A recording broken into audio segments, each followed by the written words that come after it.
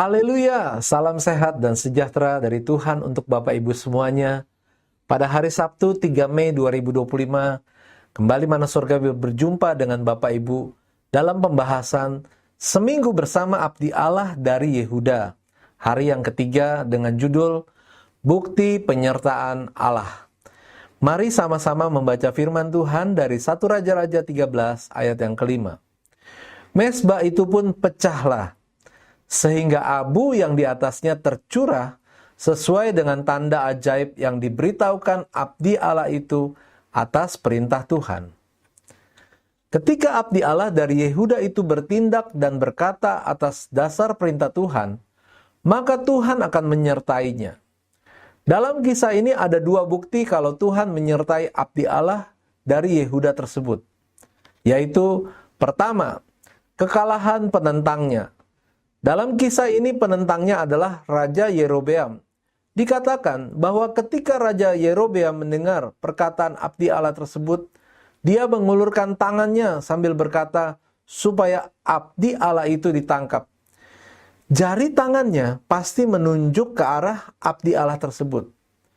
Kalau seorang raja sudah menunjuk seseorang dan disertai sebuah perkataan, maka perkataan itu harus diwujudkan. Itu bukan saja menentang, tapi menunjukkan kemarahannya.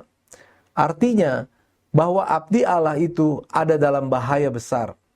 Kalau tidak kematian, paling tidak hukumannya adalah penjara. Namun apa yang terjadi? Tetapi tangan yang diulurkannya terhadap orang itu menjadi kejang sehingga tidak dapat ditarik kembali. Dalam demonstrasi langsung kuasa ilahi, tangan Yerobeam menjadi kejang yang membuatnya tidak berdaya.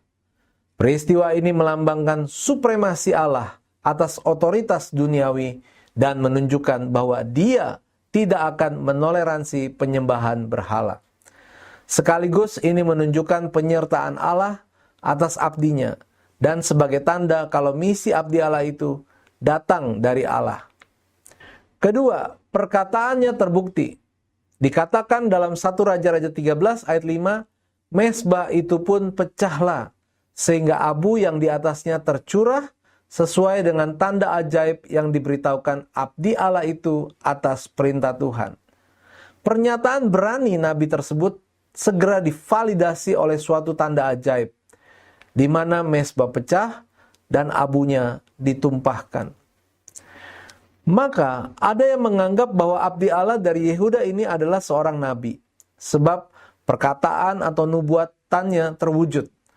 Apapun itu, yang jelas bahwa Allah telah menyertai abdinya sehingga dia tidak dipermalukan dengan apa yang telah dia ucapkan. Kadang kita terlalu percaya diri seperti bangsa Israel ketika berperang melawan orang Palestina. Saat itu bangsa Israel membawa tabut Allah ke medan perang dan merasa yakin bahwa Allah menyertai mereka. Ternyata mereka kalah dalam peperangan itu. Bahkan tabut Allah dirampas oleh orang Filistin. Ini adalah sebuah pelajaran. Bukannya kita meragukan bahwa Allah menyertai kita, tetapi kita harus hidup dalam sejalan dengan firman Tuhan. Kalau kita sudah hidup sejalan dengan firman Allah, maka kita bisa meyakini penyertaan Allah atas kita. Kalau hanya aksesoris kekristenan saja yang kita andalkan, seperti benda-benda simbol kekristenan, contohnya kalung salib atau kegiatan rohani, maka kita akan gagal paham tentang penyertaan Allah. Sebab Allah hanya akan menyertai mereka yang hidup sejalan dengan firman-Nya. Ketika kita sudah hidup sejalan dengan firman Allah, maka musuh kita pun dikalahkannya, dan perkataan kita menjadi berkat karena terbukti kebenarannya. Kata-kata bijak, ketika hidup kita sejalan dengan firman Allah, kita tidak perlu ragu akan penyertaan Allah. Bapak Ibu, mari kita akan berdoa untuk menutup renungan pada hari ini. Bapa, aku rindu penyertaan-Mu selalu atas diriku.